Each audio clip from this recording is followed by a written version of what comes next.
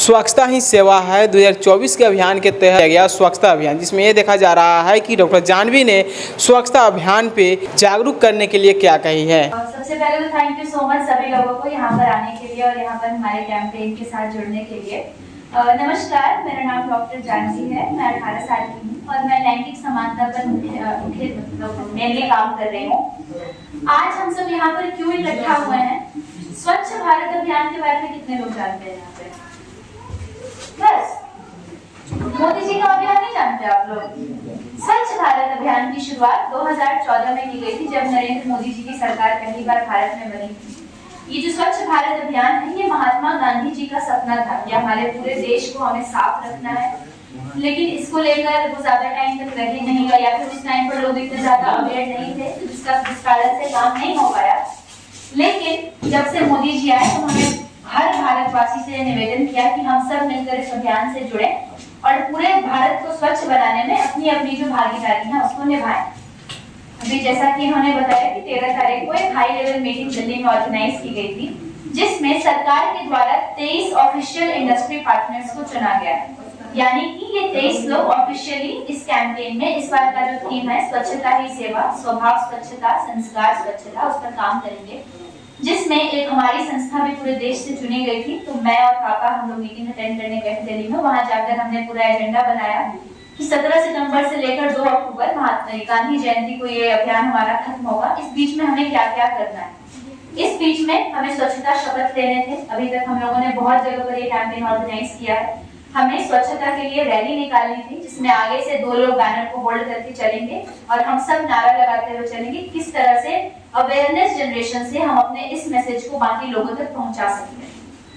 उसके बाद हमें ये जो हमारा जो ये अभी जो टॉकिंग सेशन है, कि जब तक हम लोग बात नहीं करेंगे तब तक किसी भी अभियान की, किसी भी स्कीम की सफलता कैसे होगी। आज आप लोगों को पता चला इस अभियान के बारे में कि इस साल स्वच्छता ही सेवा चलाया जा रहा है। आप अपने घर जाकर अपने घर वालों को बताएंगे, मे भी कुछ दोस्तों को बताएं कि आज हमारे ट्रेनिंग सेंटर पे ऐसा ऐसा कुछ ऑर्गेनाइज हुआ था। इसी को कहते हैं अवेयरनेस जनरेशन, जिससे जो ये स्कीम है ये और लोगों तक पहुंच सके। बात करेंगे जब हम स्वच्छता की, तो स्वच्छता हम सबके जीवन का ऐसा अंग है जिसको हम सब जानते हैं। हमें बचपन से सिखाया गया है कि हमें साफ सुथरा रहना है, रोज नहाना चाहिए, हमें अपने आसपास की गंदगी को साफ करना चाहिए, कूड़ा इधर उधर नहीं फेंकना चाहिए। तो इस सब का डायरेक्ट जो इफेक्ट है वो हमारे एनवायरनमेंट पे पड़ रहा है। आज भी लोग गाँव में स्वस्थ क्यों है? आज भी गाँव में इतनी बीमारियां क्यों नहीं है? क्योंकि पेड़ पौधे हैं वहां पर, लोग सुबह टाइम से उठते हैं, रात को टाइम से सोते हैं, डिसिप्लिन लाइफस्टाइल है। लेकिन शहरों में देखा जाए हर जगह पोल्यूशन है, हर जगह कचरा इधर उधर फेंका हुआ है। इस कारण से हमारा जो हेल्थ रेट है वो घटता जा रहा है। जब हम सफाई को अपनी एक टॉप मोस्ट प्रायोरिटी बना लेंगे कि नहीं, हमें साफ सुथरा रखना है, हमें कूड़ा हमेशा डस्टबिन में ही डालना है, इधर उधर प्लास्टिक नहीं फेंकना है। अगर कहीं कूड़ा देख रहे हैं, अगर वो हमसे उठाया जा सकता है तो हम उसको उठाकर डाल देंगे उसमें। लेकिन हम ऐसा क्यों नहीं कर पाते? क्योंकि हमें लगता है कि ये कचरा मैंने नहीं फेंका, इसलिए मैं इसको साफ नहीं करूंगी।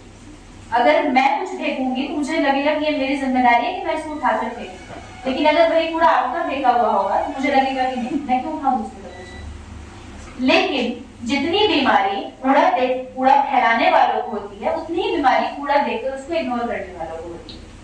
स्वच्छ भारत अभियान की सफलता तभी होगी जब हम सब मिलकर इस अभियान के प्रति अपना अपना योगदान देंगे।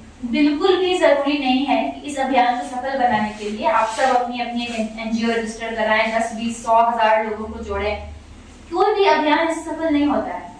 जैसे मैंने आज एक एफर्ट लिया, जैसे हम सब एक एफर्ट ले रहे हैं पिछले कुछ दिनों से, गाँव में जाकर जगह जगह जाकर लोगों को बता रहे हैं, वैसे ही अगर आप भी अपने ग्रुप में, अपनी फैमिली में अगर बता दें कि हमें अपने आसपास के वातावरण को साफ रखना। अपना अपना घर हम सब साफ करते हैं।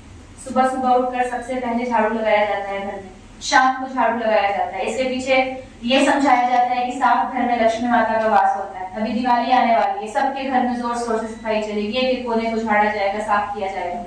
लेकिन वही सफाई अगर हम 365 दिन अपने घर में रखें, वही सफाई हम आस पास के अपने वातावरण में रखें, तो कितना बड़ा डिफरेंस क्रिएट हो जाएगा। ये जो अभियान सरकार ने चलाया है स्वच्छता का, ये सरकार ने अपने लिए नहीं चलाया है। सिर्फ मोदी जी ही तो इस देश में नहीं रहते हैं, हम सब इस देश में रहते हैं, हम सब खुद को भारतीय रहते हैं। तो क्यों नहीं हम सब इस अभियान से जुड़े और हम सब अपने आसपास के वातावरण को साफ रखें। जब से मुझे याद है, पिछले 6-7 सालों से मैं यही काम कर रही हूँ समाज में बदलाव, तब से मुझे यही समझ में आया है कि कोई भी चेंज, कोई भी बदलाव इसीलिए नहीं आ पाता है क्योंकि हमें लगता है कि उसको लाने के लिए हमें बहुत ज्यादा मेहनत करनी पड़ेगी। लेकिन बदलाव की मेरी अपनी एक डेफिनेशन है कि चेंज हमेशा छोटा होता है, बदलाव हमेशा छोटी होती है, एक छोटा स्टेप बस हमें लेना होता है उसके लिए। आज हम सब जितने भी लोग यहाँ पर बैठे हैं, मेजॉरिटी हम सब युवा हैं, वी आर यंग पीपल, और हमारे अंदर जो पावर है, हमारे अंदर जो कैपेसिटी है, जो कैपेबिलिटी है कुछ करने की, वो शायद इनकी एज ग्रुप में नहीं रह जाएगी। वो शायद उम्र बढ़ने के बाद जो कैपेसिटी है वो कम होती जाती है, रिस्क लेने की, कुछ नया करने की, कुछ अलग करने की। तो क्यों ना हम सब अपने अपने इस एज का बेनिफिट उठाएं, क्यों ना हम सब अपनी जो इस आवाज है, सही गलत की समझ हम सबको है, हम सबको पता है कि ये सही है, ये गलत है, इसके लिए हम बोल सकते हैं, इसके लिए हमें चुप रहना है, ये समझ हम सबके अंदर है। क्यों ना हम अपने इस वॉइस का फायदा उठाएं और इससे एक चेंज लाने की कोशिश करें। आज का जो हमारा दूसरा टॉपिक है, हम यहाँ पे लिखा हुआ है मेंस्ट्रुअल हाइजीन अवेयरनेस कैंपेन, मासिक धर्म स्वच्छता। मासिक लड़की को पीरियड्स आते हैं। अब ये सुनने के बाद किसी के मन में अगर कोई भी संकोच हो रहा होगा कि ये किस टॉपिक पर बात होने जा रहा है, तो प्लीज उसको अपने मन से निकाल दीजिएगा। हम सब सेम एज ग्रुप के हैं और इस बारे में बात करना, इस बारे में एक दूसरे को समझाना, ये हमारी रिस्पॉन्सिबिलिटी है। मासिक धर्म स्वच्छता की क्या इंपॉर्टेंस है? जब से हमारे समाज में औरतों का एग्जिस्टेंस आया, जब से द फीमेल्स स्टार्टेड एग्जिस्टिंग, तब से लेकर आज तक उनके हेल्थ को कभी इंपॉर्टेंस दिया ही नहीं गया। महिलाओं की जो हमारा जो स्वास्थ्य है, इसके ऊपर किसी ने कभी ध्यान नहीं दिया। ना हमने खुद अपने खान पान पर ध्यान दिया, ना कभी हमने खुद अपने लाइफस्टाइल पर ध्यान दिया, क्योंकि महिलाओं को शुरू से सिखाया गया कि तुम्हें हमेशा दूसरों का ख्याल रखना है।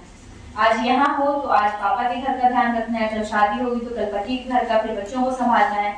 इस बीच में हमारे हेल्थ की क्या इंपॉर्टेंस है, ये हमें नहीं समझाया। आज हमारा देश इतना आगे बढ़ चुका है, इतना ज्यादा डेवलप कर चुका है। आज इंडिया दुनिया के टॉप 5 इकोनॉमीज में एग्जिस्ट कर रहा है, लेकिन फिर भी आज भी हमारे देश में 49.3% महिलाएं गंदे कपड़ों का इस्तेमाल कर रही हैं, जिससे cervical cancer, uterus cancer, pelvic diseases, कई ऐसी खतरनाक बीमारियां यूटीआईज हो रहे हैं, जिस कारण से उनकी मौत हो जाती है। शायद आपने अपने आसपास में नहीं सुना होगा किसी की इस कारण मौत हुई है, लेकिन भारत एक बहुत बड़ा देश है, अलग अलग कल्चर्स का देश है, जहाँ पर आज भी कई ऐसी भ्रांतियां फैली हुई हैं मेंस्ट्रुएशन के बारे में, पीरियड्स के बारे में, जिनके ऊपर कोई बात नहीं करना चाहता है, क्योंकि हमें लगता है कि ये शर्मनाक है, इसके बारे में बात करना शायद गलत होगा। शायद घर में अगर मम्मी के अलावा, दीदी के अलावा, भाभी के अलावा अगर किसी लड़के को पता चल गया, अगर किसी मेल फ्रेंड को पता चल गया, तो ये गलत हो जाएगा। लेकिन नहीं, it's a part of our body, ये हमारे बॉडी का एक पार्ट है, जिसको हम चाह कर भी, कितना भी शर्मा कर, कोस कर, गुस्सा कर, चिल्ला कर खुद से अलग नहीं कर सकते। तो क्यों ना हम इसके अराउंड जो बातें हैं उसको नॉर्मलाइज कर दें। यहाँ पर जितनी भी लड़कियां बैठी हुई हैं अभी इस ग्रुप में, मैं उन सबसे एक विनती करती हूँ कि अपने मेंस्ट्रुअल हेल्थ का ध्यान रखें, अपने स्वास्थ्य का ख्याल रखें। वो जो महीने के 5 दिन होते हैं, वो आपकी पूरी रिप्रोडक्टिव लाइफ को जो है वो डिनोट करते हैं कि आपकी पूरी रिप्रोडक्टिव लाइफ कैसी होने वाली है। 55 साल तक की जो एक औरत का जो रिप्रोडक्टिव एज होता है, जब तक आपके पीरियड्स आ रहे हैं तब तक आप फर्टाइल है, तब तक आप एक बच्चे की मां बन सकती है। तो ये जो हमारा एज होता है, इस बीच हमें अपना ध्यान रखना चाहिए। सैनिटरी पैड को कभी भी खुले में डिस्पोज नहीं करना चाहिए, इससे इन्फेक्शंस के चांसेस बढ़ते हैं। हमेशा उसको न्यूज़पेपर में रैप करके एक बंद डस्टबिन के अंदर फेंके।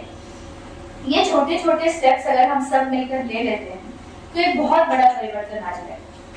कोई भी अभियान तभी सफल होगा जब एक एक इंसान उसका हिस्सा बनेगा। आज जो हमारी इनिशिएटिव है गढ़लप चिक्का, जो यहाँ पर जो बैनर लगा हुआ है, गढ़लप चिक्का के माध्यम से पिछले 7 सालों में हम 50,000 से भी ज्यादा महिलाओं के साथ काम कर चुके हैं। हर गांव में जाकर, देहातों में जाकर वहाँ की औरतों को, वहाँ के बच्चों को, आदमियों को समझाना कि जेंडर इक्वालिटी क्या है, मासिक धर्म स्वच्छता क्या है, बच्चों को सेक्स एजुकेशन के बारे में समझाना, जो एजुकेशन उनको नहीं दी जाती है। आज जो ये कॉन्वर्सेशन हम लोगों ने की है इस रूम में, क्या ये पहले हुई थी किसी के साथ? स्कूल में, घर में, कहीं पे भी? अगर किसी को मिला तो प्लीज बताइए, मुझे जानना है। मुझे भी नहीं हुई मेरे स्कूल। मुझे याद है जब हमारे स्कूल में वो जो क्लास होती है ना, जब 6th 7th क्लास में जब बच्चे जाते हैं, जब स्कूल में टीचर्स को पता चलने लगता है कि बच्चे अब थोड़ा बड़े हो रहे हैं, तो थोड़ा बातें बताने की जरूरत है। तो मुझे याद है हमारे स्कूल में हम सबको अलग अलग रूम में बिठाया गया था, लड़कियों को अलग, लड़कों को अलग, और हमें पता नहीं क्या ही बता दिया गया था, शायद जो टॉपिक से रेलेवेंट भी नहीं था। लेकिन अगर यही एजुकेशन आज स्कूल्स में दी जाए, आज घरों में माँ बाप अगर अपने बच्चों से बात करें तो कितना बड़ा चेंज आएगा। जिस तरह से मेरे माता पिता ने मुझे पीरियड्स के बारे में समझाया, सेक्स एजुकेशन के बारे में समझाया, हेल्थ के बारे में समझाया, जिस तरह से आज हम इतना इवॉल्व कर पाए, ये मेरा भाई, हम दोनों इतना ओपनली कॉन्वर्सेशंस कर पाते हैं इन चीजों के बारे में, चाहे वो कोई भी बात क्यों ना, चाहे वो कोई भी प्रॉब्लम क्यों ना, चाहे वो मेरी पर्सनल प्रॉब्लम ही क्यों ना। एक लड़कियों कहा जाता है ना कि पीरियड्स हमारी पर्सनल प्रॉब्लम, लेकिन हमें कोई तो चाहिए जिससे हम डिस्कस कर सके अपनी बातों को कि भाई मुझे प्रॉब्लम है, मुझे दर्द हो रहा है, मेरा नहीं मन कर रहा है। ये कॉन्वर्सेशंस कब हो, जब यहाँ पर जितने भी लड़के बैठे हुए हैं यहाँ पर, आप अभी एक ऐसे एज ग्रुप में है जहाँ पर आपके अराउंड शायद आपकी मम्मी होंगी, घर में बहन होंगी या कोई भी लेडीज होंगी, कुछ टाइम के बाद आपके लाइफ में मे बी आपकी कोई लाइफ पार्टनर आए, शायद आपकी शादी होगी, तो उसके बाद आपकी रिस्पॉन्सिबिलिटी आ जाएगी आपके ऊपर कि अपनी घर की औरतों का ख्याल रखना, उनको समझने की कोशिश करनी है, उनसे बात करने की कोशिश करनी है। शायद हर बेटा अपनी माँ से इस बारे में नहीं कॉन्वर्सेशन कर पाता, अपनी माँ से नहीं पूछ पाता शर्म के मारे, क्योंकि हमने कभी नॉर्मलाइज किया ही नहीं इन बातों को। हमें लगता है कि ये तो ऐसे चुपचाप करने वाली बातें हैं, लड़कियां सिर्फ लड़कों से ही बात करेंगी, लड़के अपने बात सिर्फ लड़कों से ही करेंगे। आज जेंडर इक्वालिटी का जो रेशियो इतना बढ़ता जा रहा है कि क्यों नहीं आज भी समानता आ पा रही है, क्योंकि हम लोगों ने शायद एक दूसरे को एज ए कम्युनिटी एक्सेप्ट ही नहीं किया। इतनी ज्यादा डिफरेंसेस में बता दिए गए हैं एक दूसरे में, लेकिन अगर हम वही एक दूसरे को, आज शायद जितने लड़के बैठे उससे थोड़ी ज्यादा लड़कियों की संख्या है यहाँ पर, लेकिन अगर हम एक दूसरे को अपना एज ए पेयर समझ लें तो फिर कितनी ज्यादा चीजें इवॉल्व कर जाएंगी, चीजें कितनी ज्यादा चेंज हो जाएंगी। बैक टू द टॉपिक, स्वच्छ भारत अभियान। स्वच्छ भारत अभियान से आज आप सब लोग इस कॉन्वर्सेशन में आप लोगों ने हिस्सा लिया। अगर आप में से किसी को कुछ भी कहना है इसके बारे में तो प्लीज मैं सुनना चाहूंगी आप लोगों से। इसके बारे में और लोगों को बताइएगा, घर जाइएगा, फैमिली को। यहाँ पर सबके पास ऑलमोस्ट सोशल मीडिया होगा, चाहे फेसबुक हो, इंस्टाग्राम हो, व्हाट्सएप, कहीं पे भी सब लोग जरूर होइएगा। वहां पर अपडेट कीजिएगा इस बात को कि आज हमने स्वच्छ भारत अभियान में हिस्सा लिया और बहुत सारी बातें हमने सीखी। जो भी आपको लगे अच्छा बुरा, आपको जो भी कहना है, आज हमने जो भी डिस्कस किया उसमें से आप उसको शेयर कीजिएगा। इससे क्या होगा ना कि अवेयरनेस बढ़ेगी। आप लोग भी चाहते हैं ना कि हमारा देश आगे बढ़े, हम सब चाहते हैं कि हमारा भारत बढ़े, लेकिन सिर्फ कहने से नहीं होगा। ये जितनी भी कैंपेन्स हैं, स्कीम्स हैं, हमारा जो काम है ना, हम लोगों को ऐसे ट्रेन किया गया है कि हम सरकार पे बहुत जल्दी इल्जाम लगा देते हैं कि अरे मोदी जी तो एक ये ही नहीं, मोदी जी तो ऐसे ही 10 साल गुजार दिए, 5 साल और हैं, ऐसे ही कट जाएगा। लेकिन मोदी जी का या कोई भी सरकार, कोई भी जो रूलिंग पार्टी है, उसका क्या काम है? उसका काम है हमें एक ढांचा, एक स्ट्रक्चर बना देते हैं। उस स्ट्रक्चर को फॉलो करना हमारी जिम्मेदारी है बीइंग सिटीजन ऑफ इंडिया। स्वच्छता के बारे में अपने अपने घरों में अगर आप कहीं पे भी कूड़ा फैला हुआ देखते हैं तो प्लीज